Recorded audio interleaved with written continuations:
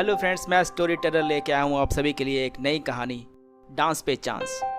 कहानी पर बढ़ने से पहले मैं आप सभी लोगों से रिक्वेस्ट करना चाहता हूँ कि अगर आप लोगों को मेरी कहानी पसंद आती है तो प्लीज़ मेरे चैनल को सब्सक्राइब करें और साथ में बेल आइकन दबाएं ताकि जब भी मैं नई स्टोरी लेके आऊँ आपको उसका नोटिफिकेशन ज़रूर मिले। तो आइए कहानी की तरफ चलते हैं। हमारे कॉलेज के दिनों में एक बहुत ही घनिष्ठ मित्र थे जिनका नाम था सादात हुसैन। हर चीज में नफासत, संपूर्णता और स्टाइल लाने की अपनी तरफ से भरपूर कोशिश किया करते थे। यह और बात थी कि बेचारे कभी कभी असफल हो जाया करते थे। एक बार हम सभी अपने मित्र के बड़े भाई की शादी में शामिल हुए तो जाहिर सी बात है हमारे सादात भाई भी अपनी उपस्थिति दर्ज कराने पहुंचे। हम सभी लोग मौज मस्ती करते हुए बारात के साथ रवाना हो गए।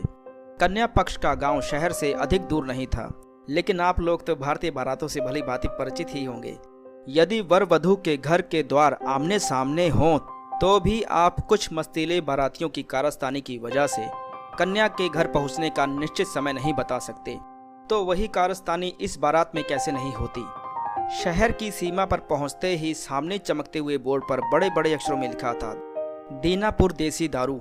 बस फिर क्या था, रोको रोको रोको का वह शोर मचा कि आसपास के लोगों को गलतफहमी हो गई कि शायद किसी ने महिला सवारी के साथ कुछ गलत हरकत कर दी है या फिर किसी पैसेंजर का पर्स या मोबाइल चोरी हो गया है। खैर, जब गाड़ी में से धड़ाधड़ हम लोगों का झुंड उतरा तो लोग स्थिति को समझकर सिर हिलाते हुए अपने अपने रास्ते चल दिए। यार दोस्तों के भीतर प्रभु देवा और एमजे अंगड़ाई ले रहे थे।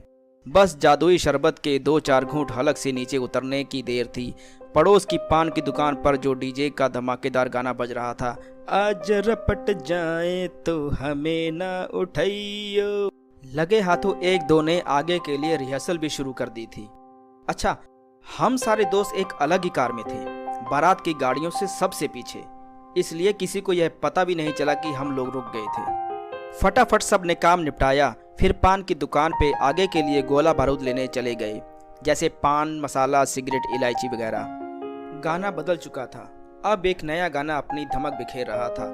दम मारो दम, मिट गए हम। नवंबर का महीना, हल्की गुलाबी ठंड का असर मौसम पर साफ दिखाई देने लगा था।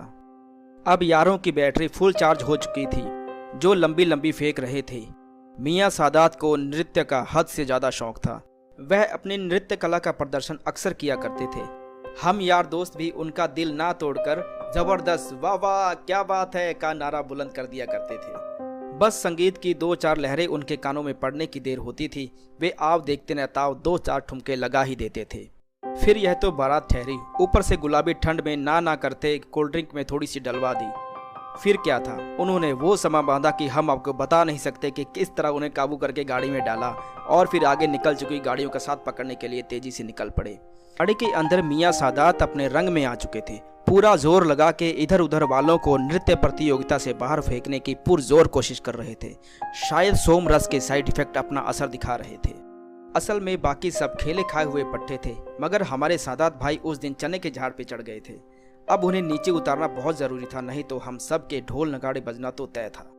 दूल्हे राजा के छोटे भाई जो हमारे मित्र थे, ऐसी परिस्थितियों से निपटने में पूर्ण रूप से माहिर थे।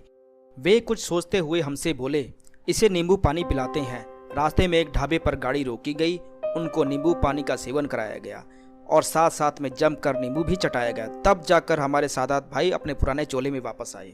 हम सब ने चैन की सांस ली और कान पकड़े कि इस बात का पूरा ख्याल रखा जाए कि मियां सादात को सोमरस देखना भी नसीब ना हो। हम सब बहुत ही हंसी खुशी के साथ आगे के कार्यक्रम में सम्मिलित हुए।